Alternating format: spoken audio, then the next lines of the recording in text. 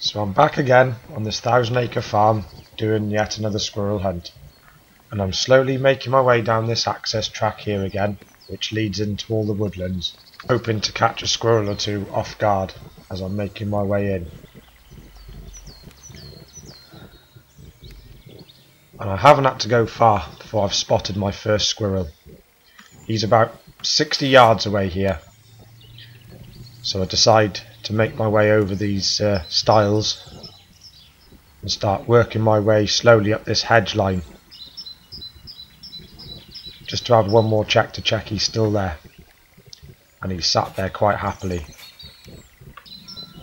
So lowering myself to the ground a little, I slowly start making my way in. Eventually I get to this position here where I'm about 45 yards away, and I take him in a sort of sitting position. I place the crosshairs on his shoulder and drop him cleanly. There's that squirrel again you just saw me shoot.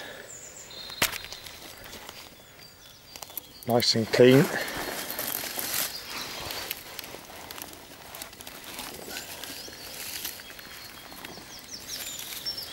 Straight through the shoulder. Beauty shot. That one was about 45 yards. He was sat up on this branch here, eating the nut that he's still got in his mouth that you can see there. Good clean squirrel. Let's move on. So further on in, I spot this squirrel here. He's about 45 yards, but he's seen me coming down this track, so I've stopped dead still at this point in time so as not to spook him. And as you can see there, he's watching me, but eventually he settles back down, realising that he's safe. And I take aim for a headshot here, but I don't know if there was a slight problem with the pellet or whether I pulled the shot, but I missed.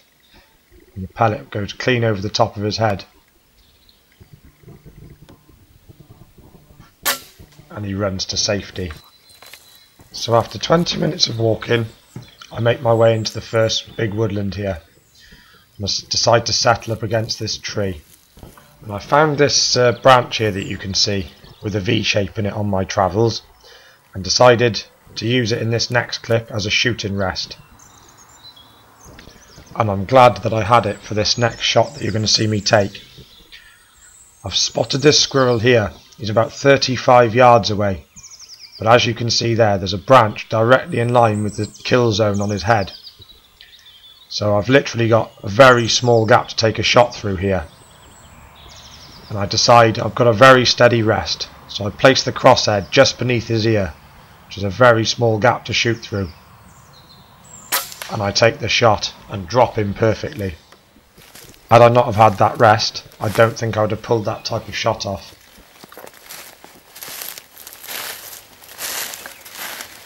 There's that squirrel who just saw me shoot again. Absolute outstanding shot. I literally had about a gap of about 10 mil to shoot through there. I just held really steady, had a good steady rest, and took him nice and clean. The squirrel didn't even know I was there. So that's number 2 in the bag. Let's move on again and see if we can have a few more. So I'm back on this track again, making my way forward into a second big woodland. And something to my right hand side here catches my attention. I've spotted this squirrel here. I estimate him at about 45 yards away. So lowering my profile against the floor, I start to slowly make my way in so as not to spook the squirrel.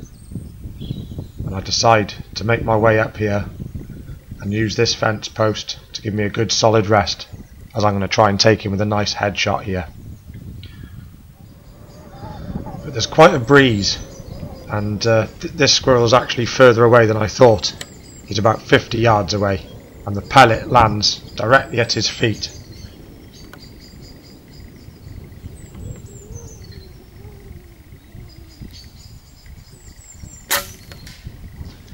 And I have to quickly rebolt the rifle. And luckily the squirrel stopped and looked back, and I take aim and take him with a nice clean headshot and drop him instantly. That's squirrel number 3 in the bag.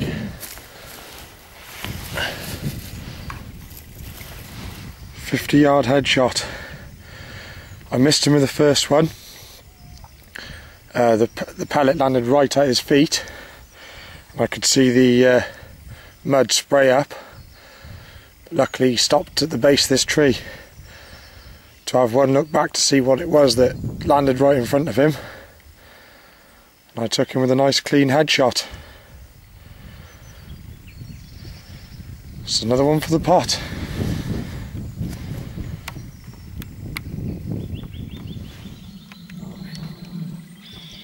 So into my final woodland here, I can hear a squirrel either calling a mate or just making a lot of racket in the background. So I've got the rifle shouldered here and I start to slowly make my way around this tree. As I can't see where the squirrel's at, but I can hear him and I know he's close by. And I'm just sort of slowly moving, waiting for him to lose his nerve and take for a run. And it's not long before he decides to move. And I take aim at his head here and I drop him with a clean headshot. He's between 15 and 20 yards and down he goes. There he is. That's the squirrel that just tried to hide from me on that tree.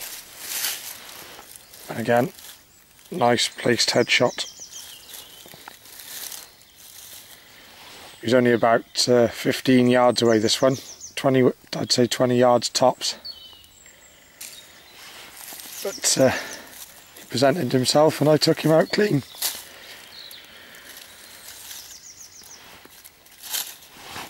I'm happy with that shoot. It's been a good day's hunting.